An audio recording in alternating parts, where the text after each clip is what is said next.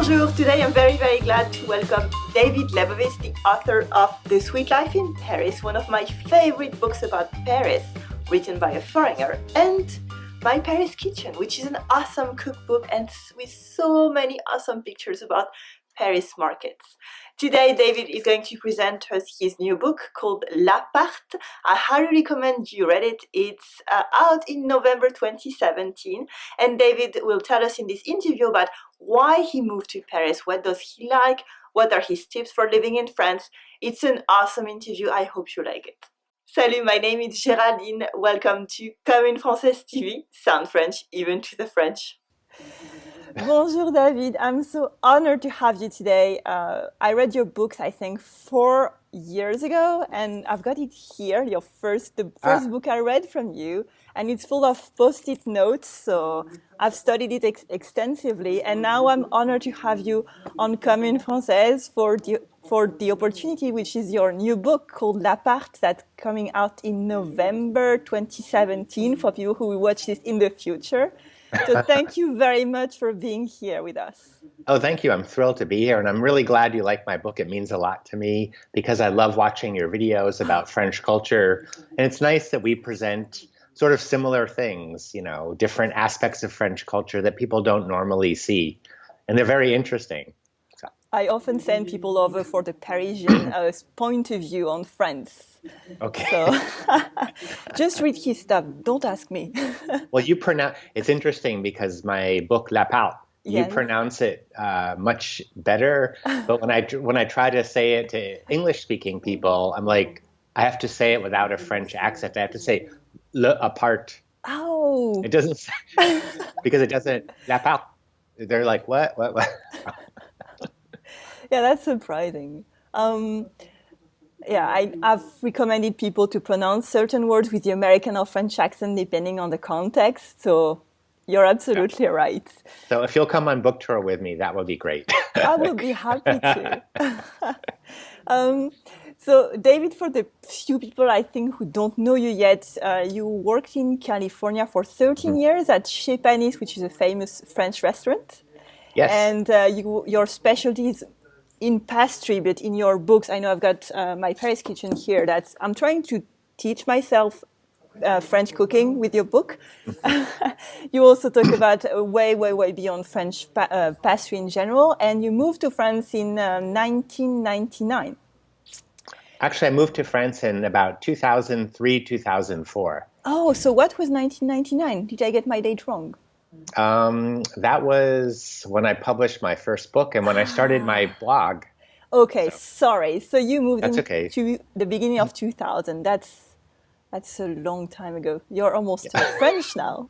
So you moved to Paris in une chambre de bonne, which is really about your first book, The Sweet Life in Paris. And it was before deciding to buy your appartement, which you mentioned in L'Appart. Can you tell us more about your experience as an American moving from California, which is for us super sunny, lots of nature, outside people, to this chambre de bonne in Paris? I know that this is something you talk about in this book, and you mentioned at the beginning of L'Appart. So what did you expect, and what surprised you? Well, I didn't really know what to expect, which is what's so interesting. You know, living in Northern California, I was very used to sort of almost the French way of life because we have a lot of wine, we have similar foods, similar values in many ways. And of course, I worked in a restaurant that we did a lot of French food. And I thought, well, I'm going to move to Paris because I sort of had written my first book. I had left my job and I thought, well, this is a great opportunity. So I found an apartment on the internet. Yeah. I got rid of everything I owned pretty much and moved into this apartment. And the day I arrived, I opened the door. I was like, oh, because, you know, on the internet, everything looks really great. You know, a chambre de bonne, as you know, is a very small apartment. A lot of Americans see them in real estate agent windows in Paris. They go, I want to live there.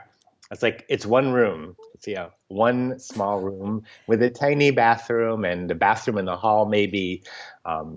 So that was sort of my douche froide. And Those are the it's first under two the words I've- roof. It's under Yeah. the roof. So was it like that in your apartment? Yes, and I have a dents here and here. I'm hitting my head. But actually, it was a beautiful apartment. It took me a while to get used to it, but it had a view of Paris, a view of the Eiffel Tower. It was on the line of the Marais and the Bastille, and there's a great market near it. And those are things that you realize are really important in Paris. Okay. Proximité du métro, a great market. There's nothing more important than that. And I was one block from the Place des Vosges, which that's good. say no more. Yes. Is this... But I wasn't in the Place des Vosges. Yeah, that would be something. That would be a different number for your rent, I think. Yeah, add a few more zeros to the end. So you said markets, metro, the view. Is there something else you think you should recommend to people who are looking for this kind of apartments? Well, in Paris especially, it's la lumière. Everybody's very interested in the light and the exposition, which direction things face. And I didn't realize how wonderful I had it, because I had this big picture window and several windows. It was just light all the time. Yeah, and you're nodding your head because French people are very into light, and it's this thing that I never think about. I never thought about coming from California because there's just sun everywhere or light. So I just loved that. And that's something I think people really need to think about if they want to move to Paris or buy an apartment. Because that's what French people, that's the first or second question is, quelle exposition, da, da, da. I never thought it was not obvious. For us, it's very important. And we don't think about that, but that's very important. And a chambre d'homme bonne might not have an elevator. Yes, that's true. So be careful when you get one. My elevator broke a couple times, and once I was inside, and I used the telephone to call the repair people. Oh, yeah, you talk about this. I remember. And they said, we're at lunch, and I hung up. I was very small. We'll be back after a sandwich. Okay, I'll wait. It was 2 hours. They said, call back in 2 hours. Okay, I will be there. You have nowhere else to go. Okay. And you mentioned the markets, and something that really, I'm not going to say surprised, but impresses me when I read your books, is I find myself nodding all the time, thinking, yeah, he's right. I never thought about this. That's absolutely right. And David really gets it. And that's why I recommend your books so much, because they tell the truth without negativity, which I read sometimes in expats' books, nor fantasy about Paris. And especially, of course, all your experiences relative to food in France, because you're a chef. And there are fantastic photos in my Paris kitchen thank you. About the French market that really want you to... It makes me want to go to the market as soon as I see them. For example, in your book, L'Appart, you say lines are like bathrooms in planes. You wait a long time in the queue, and then, what did I write? When it's your turn, you don't think about anyone behind you. And that's so French. So everybody's always impatient, pushing you forward. And then when it's their turn, they just stand there and talk and talk and talk. And which are the tricks that you learned to become such a good outdoor market master? Because you're really good. I think you're better than me, especially at fruits and vegetables. Well, I have a French partner who's Parisian, and he's a pro. He's a pro. But he knows how to get to the front of the line and tell people things. The thing I've learned in France that a lot of Americans don't understand is that relationships are so important here. Yes. You need to know the people who work at your bank. You need to know the people at the butcher shop. You need to know the people at the market. They'll be nice to you and polite, but now when I go to the people who sell the cheese, my fromagère, they know me and they ask where I've been, and they just kind of will treat me much more like a friend rather than just a customer. So, pas un client. So that's sort of very gratifying. That's the main thing I've learned in France, is to build relationships A lot of Americans come to Paris and they say, oh, we have a list of all these cheese shops we want to visit. I'm like, no, no, no, no, no. Go to the same one, go every day and tell them what you liked and what you didn't like and engage them. Because when they see you, they'll be happy you're back. So I'm so happy you're saying that. It's exactly what I teach. Just learn 3 words or 5 or 10 and just go again and again and again and show them you care. It doesn't matter how many mistakes you make. They don't care. If you like their cheese, tell them what you liked about it. I have a friend who's American. He speaks about 3 words of French, but he comes here and everybody is just drawn to him. French. We went to a friend of mine who's French had a party for him because he's incredible. I'm like, okay. But everybody goes and talks to him, not me. I was like, I've lived here for 17 years. I speak French pretty well. And they're all talking to him who doesn't, he doesn't speak any French because he's very interested in France and they all just like him. So I'm getting there. Stop speaking French. Yeah, that's what they say is actually don't speak French too well because you want to be treated like a tourist, like a guest, rather than a citizen. That's cheating.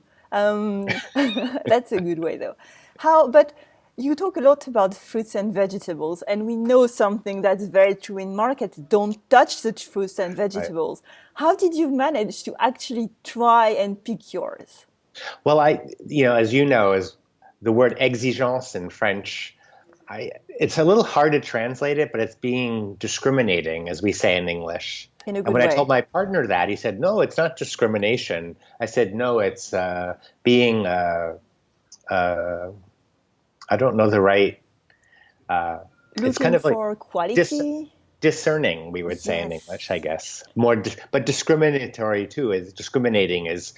So when they see French people, I think merchants like that you're discerning, that you're exigeant, because otherwise they treat you, they just throw fruit in the bag. I actually go to the people who I know, and they let me choose my own things. It's building relationships, or I let them choose, but they know me, so I know they're not going to put the peach that's all rotten in the bottom of the bag or something like that. That's a very impressive skill. Well, I've gone back to a few people. I go, what's this? And I up the fruit, and they're like, oh, it's, because French people actually, there's many different ways to sort of talk about this, but people like to sometimes work around solutions or find another way or something, but they also don't want to be caught. So when you catch somebody, it's sort of it's their pride.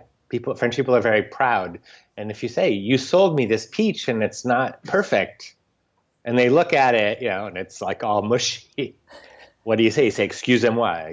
People will excuse themselves. Give you a nice one, hopefully. Yeah, absolutely. It's, as you said before, you have to struggle a little bit. It's part of the experience of being in France. Mm-hmm. Yeah, and it's okay. There's people often, I've heard people say, Europeans say, Americans like small talk, which we say we just start talking to a stranger. But French people actually do that too. It's very common at the bus stop or sitting on the bus or on the metro or something or in line. You say, oh, what are you buying? De radis. Oh, I love radishes. Oh, how do you make a soup with radishes? Comment? So French people do small talk as well. So. Especially when you ask them their secrets. Oh, yeah. Or their opinion. French people like to give their opinion. But it's true. French people do like to hold in secrets, but it's nice to sort of pull them out of people. Did you get recipes out of people like that? I get ideas. It's hard to get recipes. A lot of French people cook au pif, without a recipe. A couple of weeks ago, I was in a friend's country house, and I said, would you like to do a recipe for my blog with me? And I said, I have to write down the ingredients. And literally, she froze. She was so scared. But it's actually, it's fairly easy. It's 1 chicken, 4 tomatoes, things like that. So French people are much more relaxed about not just cooking, but also about how things turn out. If you go to someone's house, you don't expect them to make a tarte au citron that looks like the one at the pâtisserie. It's homemade. It might be funny, the dough might be fallen, but you appreciate the fact that someone made the effort in France. Yeah, I agree. And as you said, it's about food, but it's also about relationship as well. Mm-hmm. So as you said, we don't expect things to turn out for good. So sometimes, it's good. We had a good time. Really, social is more important than the food itself. Because we expect the food to be really good, but it doesn't have to be fancy.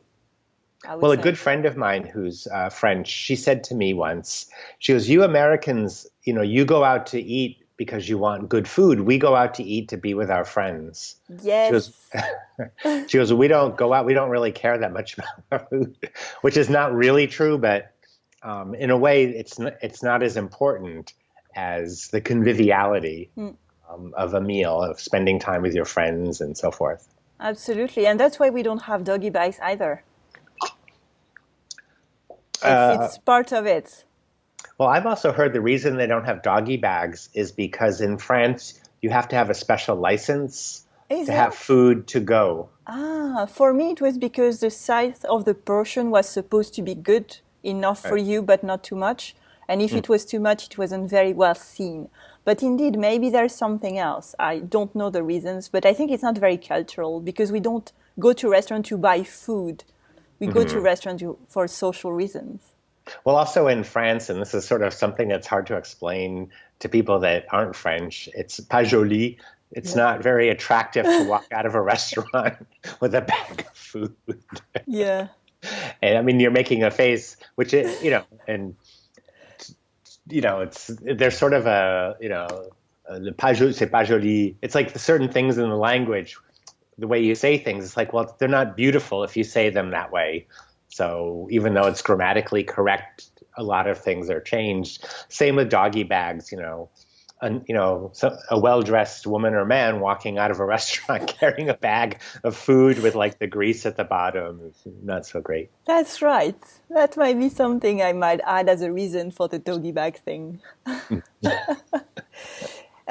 If we go, we talked about the restaurant, but if we come back to the market, I know that there are a couple of things that you mentioned that are not really in the recipes, that may be saliver, that have it's not drool, but it have how to say that?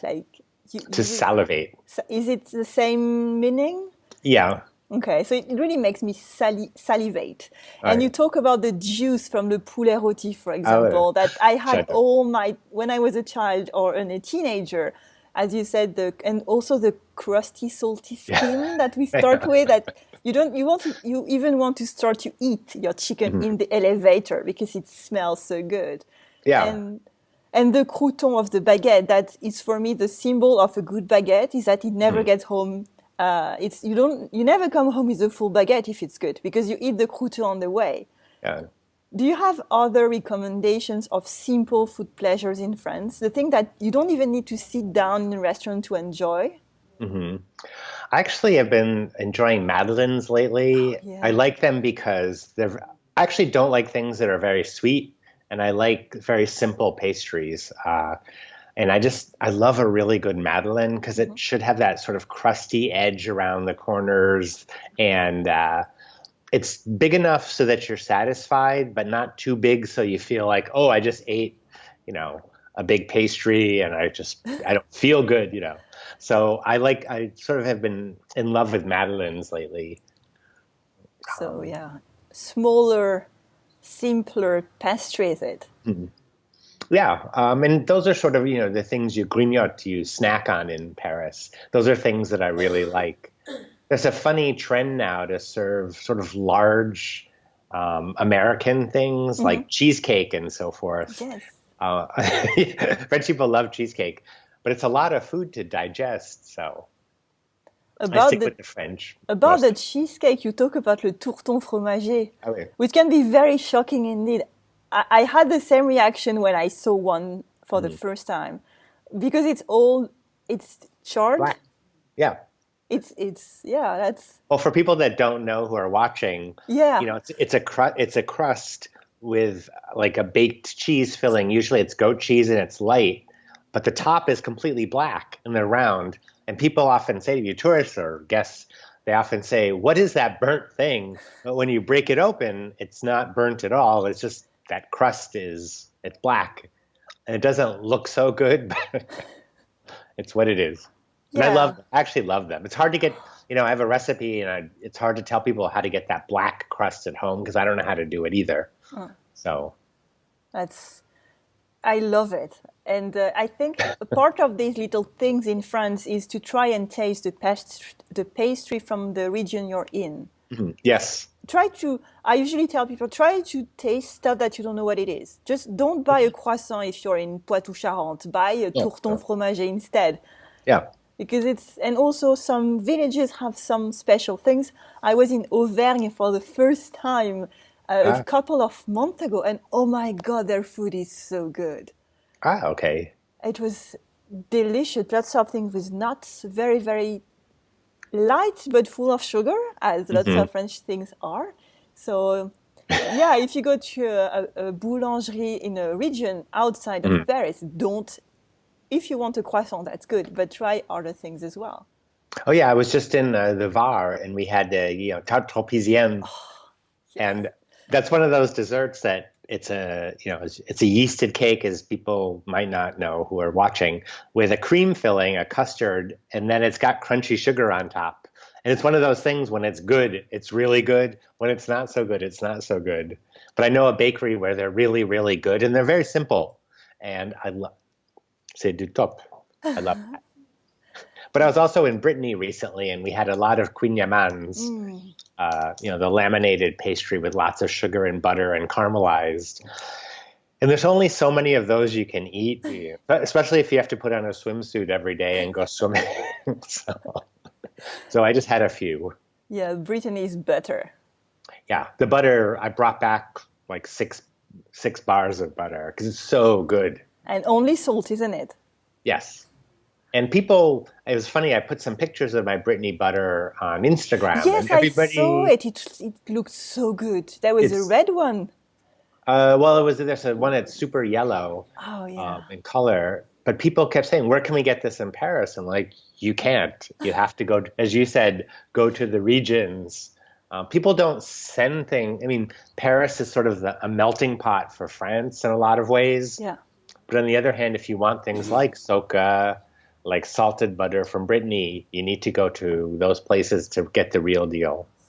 Absolutely. And there's a joke outside of about Brittany, which is in Brittany they have the salty butter, and they have the normal butter is the salty butter. And outside of it, it's the salty butter is not normal one, but it's so good. It changes everything when you try. Well, it's funny because a couple of years ago I was in Italy, and they really don't eat butter. So I went to the market and bought some butter, and the guy told me, he said, "This is for breakfast, And I was like, and it took me a while to realize he was telling me like, you can eat butter for breakfast, maybe on your toast, but that was kind of the only time they really used butter. Yeah, of course. Yeah, it's olive oil. Yeah, it's olive oil. But a friend of mine who's a cook in Paris, she's an older woman. She said, a couple of decades ago, nobody used olive oil in Paris. She's like, it's just wasn't done. And I was just reading an old Provençal cookbook the other day, and they were talking about how soca, which is a chickpea pancake that you eat on the street, and they use the word vulgar. It's a vulgar dish. It was in French, a French book from 1910. And that was how street food, as we say now, was defined. It was something vulgar to eat on the street with your hands and, with a glass of wine. Yeah, even coffee to take away was something new for us. Yeah, and still is a little new, but in Paris, it's very big now. Yeah, it's common, but it didn't used to be. It wasn't maybe 10 years ago, or eating on the street. Even sandwiches, you wouldn't eat them walking. You would be sitting in a park. Yeah, although you could eat a sandwich because once again, it's sort of it's easy to eat, but you don't want to eat things with food coming out of your mouth or with smells. And that was one of the things in the book, La Pâte, that I had to sort of explain is like people were surprised about. They said, French people don't like the smell of food. No.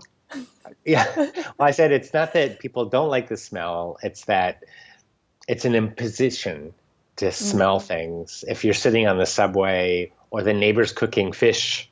So, yeah, we like the smell in France, but we don't like it from other people. Yeah. For example, people who buy McDonald's before taking a train. Oh, yeah. Oh, yeah. I know you're hungry. Don't do that. Well, once I brought some cheeses back to America and I had them sous vide, shrink wrapped. Yeah. And I thought, okay. So I put them in the overhead bin in the plane. And when the plane landed, I opened the bin and the whole plane smelled because the sous vide, the plastic had broken. Yeah. What kind of cheese? It was Camembert. Oh, okay. That's hard, but there's worse. It's worse, but you don't realize how strong the odor is until it's been in a closed place for 12 hours. So. Yeah. You talk so well about the French spirit after these many years in France. And in the book, you talk about all the troubles you went through to renovate your apartment. Yeah. You've seen all the sides of French mentality, especially the bad ones in this book. You saw well, there was good ones too. Yeah, many of course. But I mean, to be able to stay after seeing all this, you're very, very, very brave. Yeah. Well, when you write a book, you have to be very honest because otherwise you're just writing a book about nothing. You're writing, oh, this is lovely. Every day is perfect. And this is something that really happened to me. And it's actually, it was so profound. And people kept saying, you need to write about, your apartment. We want to hear about it. I'm like, do you really? So be careful what you wish for. But, there was a lot of good that came out of what happened. I learned why I am in France. I had some very special people helping me. Some of the people at the end of the book who came to my rescue were really great. And it changed my mind, my feeling about a lot of things, because it's very easy when you're going through a catastrophe to be negative because that's, it's a negative situation. But then there's people that help you out and you realize how wonderful they are and how special the French people can be when you need help or, that's one thing about, once again, in France, it's about relationships. And I learned a lot about that in my book and in my story and in my life here. But it was quite a story to tell. I really wanted to be honest with people, but I had to explain also for people that aren't French, certain facets of French culture, like when you vouvoyer someone, use the vous, it's very formal. And when you tutoyer, it's very familiar. But there's a reason in France that you keep a distance with a lot of people. You don't want to be too friendly. Whereas in America, we call each other by our first names. We're like, hey, Bill, how are you? In France, it's hello, Mr. Smith, how are you? Bonjour, monsieur. Da, da, da. My neighbors all call me Monsieur Lebovitz. And I've known them for 7 years. Like, you can call me David. Yeah. But we just, use the same terms. I have to say that around page 300, I would have moved back to the US. Well, there was the part of the book where I do talk about that. I'm not sure what page it was, but, also that's one thing that's always on everybody's mind, I think, that moves to a foreign country. Yeah. Even if they're not renovating, it's like, should I move back? Is this where I belong? Yeah. A lot of people ask me, how long are you going to stay in France? You do question what you're doing in a foreign country. Yeah. Do I belong here? How did this happen to me?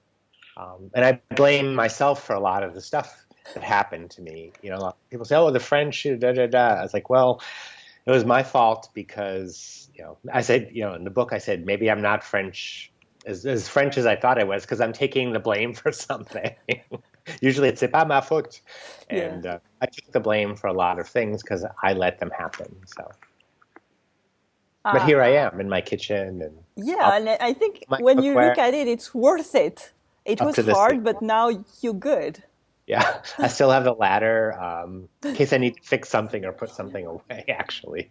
Um, but you build a life for yourself, and there's always flaws, and there's good and bad things. Um, and I think, Americans especially, we're sort of adaptable. Uh-huh. Um, but on the other hand, we're also used to a certain way of life. So I had to sort of be both adaptable and get used to a way of life that I might not agree with or be familiar to me, but I chose to live here. So there's still a few things I would like to change. What? Customer service, I think, and Customer ice. service. Ice. I actually have an ice maker. Wow. We were just down in the south of France on vacation, and they put ice in everything, all the drinks. They just bring you ice naturally. Rosé, but even white wine. And in Corsica, they put ice in red wine when I was there. Okay. These are Corsicans, and, because they said it's so hot, we can't. So, I would like people to smoke less, actually. That's my one wish for France, is that the country would address that, because I have several friends who are young French people, and they've had some health problems because of that. And I think that's something that will happen, that will change in the next generation, perhaps. But, it's a good wish. yeah, well, I want people to be happy and to breathe fresh air and to, live happy, healthy lives and be able to drink wine and enjoy French bread and cheese like the rest of us. And you decided to stay for now. What would you recommend to someone thinking about moving to France? Because you moved, and without knowing really, and then what would you say to someone thinking about it? Well, it's hard to say because everybody's experience is different. But I would say one thing is to learn French as best as you can. I'm terrible at languages, so I'm the wrong person to tell this. But the country really changed when I started speaking French and could talk to people on the street and in the restaurants and so forth, like not just like a tourist and a waiter, but like two French-speaking people would speak to each other. So learn French as best you can. Try to adapt as best you can. Expect anything. Realize that you're going to have there's going to be some negative things that happen to you. And that's part of the experience. You're not at home. If you want to be comfortable, I tell people stay home. Yeah. So you will be at times not comfortable. And a lot of people write about Paris and they leave, they write books, and at the end they go, and then in the end I decided to leave. They spent 2 years here and they had a really interesting time. But if you want to come and stay for the long term, be prepared for, paperwork. So, keep buying a lot of ink cartridges. Yeah, I you bought so many. I know. I have a friend that has a professional copying machine. He's French. And that was the first thing, more than light or anything, when he moved into his apartment. I saw that. I was like, he goes, you can come over here and photocopy. I was like, merci beaucoup. Yeah. A lot of times people, when I write things about France, they're like, well, that's not how the French are. And you're generalizing. I'm like, well, actually, my partner's the one that said that. Yeah, I completely agree with what you say. Well, it was funny. I was just writing a story for my blog, and I was using one of the Tarte molds, the moule à tartes that you buy in France, that everybody has in their apartment. It's a single piece of metal. Yep. It's a Tarte mold, and everybody has them, and they're €3. And I realized if I say everybody in France has one, someone's going to go, well, my sister lives in France, and they don't have one. So it's like, well, almost everybody has one, Yeah. But it's okay to make generalizations like that because they're mostly true. And if we don't have one, we know that lots of other people do. I don't have the metal one. I have the one in Pyrex. Ah, oui, okay. But I mean, my mom has one, my brother has one, everybody else has one. And it's a very common object. Yes. It's just everybody has one, even if they're not even cooks, they have them. I don't know why, but... And once I put the picture online, everybody in America is going to want one. It's like the moulinex to make the carrot salad. Yeah. that makes the juliennes, the carrots, pour le salade carotte râpée. Yes. You can't get them anymore. The old, the good metal ones, and they make the really fine pieces of carrot. So I'm hoping they will bring it back. Maybe I'll have them do one with me, and yeah, I can sponsor it. I'll be happy to. You can put your name on the side and have some signature. money from it. Yeah. I'll get €1 for each one sold. That's good. Yeah. Well, David, I don't want to take much more of your time. Thank you so much. Okay. Your book is out soon, or maybe if you're watching this later, it's already out. I highly recommend it. It's called L'Appart. I read an early copy. Thank you. And I will buy it as soon as it's out because I need more for my collection of David's books so I can put more post-its in it. Well, someday if we ever find a publisher that wants to translate them into English, we might have them call you because your English is wonderful and your French is even lovelier.